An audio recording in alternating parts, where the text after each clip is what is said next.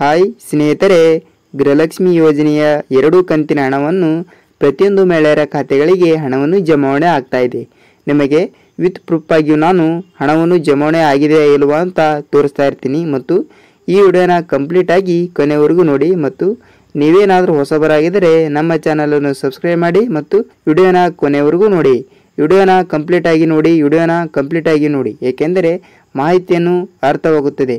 ನೋಡಿ ಸ್ನೇಹಿತರೆ, ಪ್ರತಿಯೊಂದು ಮಹಿಳೆಯರ ಖಾತೆಗಳಿಗೂ ಕೂಡ ಈಗಾಗಲೇ ಪ್ರತಿಯೊಂದು ಮಹಿಳೆಯರ ಖಾತೆಗಳಿಗೂ ಕೂಡ ಹಣವನ್ನು ಬಿಡುಗಡೆ ಆಗ್ತಾ ಇದೆ. ನೀವು ಇಲ್ಲಿ ನೋಡ್ತಾ ಇರಬಹುದು, ಪ್ರತಿಯೊಂದು ಮಹಿಳೆಯರ ಖಾತೆಗಳಿಗೂ ಕೂಡ ಹಣವನ್ನು ಬಿಡುಗಡೆ ಆಗುವ ದೃಶ್ಯ. ಏಕೆಂದರೆ ಇಲ್ಲಿ ಸರ್ಕಾರ ಕಳೆದ 2 ತಿಂಗಳಿನಿಂದ ಯಾವುದೇ ರೀತಿಯಾಗಿಯೂ ಕೂಡ ಹಣವನ್ನು ಬಿಡುಗಡೆ ಮಾಡಿಲ್ಲ. ಅದಕ್ಕಾಗಿ ಈಗಾಗಲೇ ಕರ್ನಾಟಕದಲ್ಲಿ ಇರುವ ಪ್ರತಿಯೊಂದು ಮಹಿಳೆಯರ ಖಾತೆಗಳಿಗೂ ಕೂಡ ಮೊದಲು ಪೆಂಡಿಂಗ್ ಹಣ, ಆಮೇಲೆ 11ನೇ ಕಂತಿನ ಹಣ ಮತ್ತು 12ನೇ ಕಂತಿನ ಹಣ, ಟೋಟಲ್ ಆಗಿ 4,000 ರೂಪಾಯಿ ಹಣವನ್ನು ಬಿಡುಗಡೆ ಮಾಡ್ತಾ ಇದೆ. ಅದಕ್ಕಾಗಿ ನೀವು ಇಲ್ಲಿ ನೋಡ್ತಾ ಇರಬಹುದು, ಪ್ರತಿಯೊಂದು ಮಹಿಳೆಯರ ಖಾತೆಗಳಿಗೂ ಕೂಡ ಹಣವನ್ನು ಬರ್ತಾ ಇದೆ. ಅದಕ್ಕಾಗಿ ಇವತ್ತಿನಿಂದ ಪ್ರತಿಯೊಂದು ಮಹಿಳೆಯರ ಖಾತೆಗಳಿಗೂ ಕೂಡ ಮಧ್ಯಾಹ್ನ 2:15 ಪ್ರತಿಯೊಂದು ಫಲಾನುಭವಿಗಳ ಖಾತೆಗಳಿಗೆ ಹಣವನ್ನು ಬಿಡುಗಡೆ ಆಗ್ತಾ ಇದೆ. ಮತ್ತು ಯಾವ ಈ 16 ಜಿಲ್ಲೆಗಳಿಗೆ ಹಣವನ್ನು ಬಿಡುಗಡೆ ಆಗ್ತಾ ಇದೆ. ಕರ್ನಾಟಕದಲ್ಲಿ ಇರುವಂತಹ ಪ್ರತಿಯೊಂದು ಜಿಲ್ಲೆಗಳಲ್ಲಿ ಕೇವಲ 16 ಜಿಲ್ಲೆಗಳಿಗೆ ಪ್ರತಿಯೊಂದು ಜಿಲ್ಲೆಗಳಲ್ಲಿ ಇರುವಂತಹ ಪ್ರತಿಯೊಂದು ಮಹಿಳೆಯರ ಖಾತೆಗಳಿಗೆ ಕೂಡ ಹಣವನ್ನು ಬಿಡುಗಡೆ ಮಾಡಬೇಕು. ಆದರೆ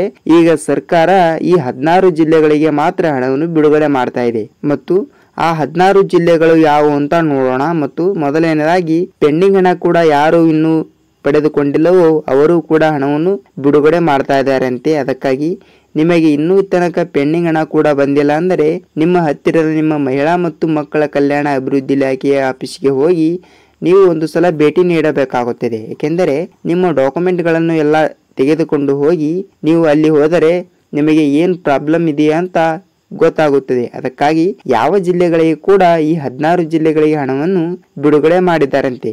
ಆ 16 ಜಿಲ್ಲೆಗಳು ಯಾವುವು ಅಂತ ನೋಡೋಣ ಬನ್ನಿ. ನೋಡಿ ವೀಕ್ಷಕರೇ, ಬಾಗಲಕೋಟೆ, ಬೀದರ್, ಗುಲ್ಬರ್ಗಾ, ವಿಜಯಪುರ, ಧಾರವಾಡ, ಬೆಳಗಾವಿ, ಯಾದಗಿರಿ, ಉಡುಪಿ, ಮಂಡ್ಯ, ಮೈಸೂರು, ಚಾಮರಾಜನಗರ, ಯಾದಗಿರಿ, ಬಳ್ಳಾರಿ, ತುಮಕೂರು, ಚಿತ್ರದುರ್ಗ, ಬೆಂಗಳೂರು ಗ್ರಾಮಾಂತರ, ಕೋಲಾರ, ಮಂಗಳೂರು, ಉಡುಪಿ, ಇಷ್ಟು ಜಿಲ್ಲೆಗಳಿಗೆ ಈ ಜಿಲ್ಲೆಗಳಲ್ಲಿ ಇರುವಂತಹ ಪ್ರತಿಯೊಂದು ಮಹಿಳೆಯರ ಖಾತೆಗಳಿಗೂ ಕೂಡ 4,000 ರೂಪಾಯಿ ಹಣವನ್ನು, ಅಂದರೆ ಗೃಹಲಕ್ಷ್ಮಿ ಯೋಜನೆಯ 11ನೇ ಕಂತಿನ ಹಣ 2,000 ಮತ್ತು 12ನೇ ಕಂತಿನ ಹಣ 2,000, ಟೋಟಲ್ ಆಗಿ 4,000 ರೂಪಾಯಿ ಹಣವನ್ನು ಸರ್ಕಾರ ಬಿಡುಗಡೆ ಮಾಡಲಿದೆ. ಅದಕ್ಕಾಗಿ ಪ್ರತಿಯೊಂದು ಮಹಿಳೆಯರ ಖಾತೆಗಳಿಗೂ ಕೂಡ ನಿಮಗೂ ಕೂಡ ಹಣವನ್ನು ಬಂದಿರುತ್ತದೆ.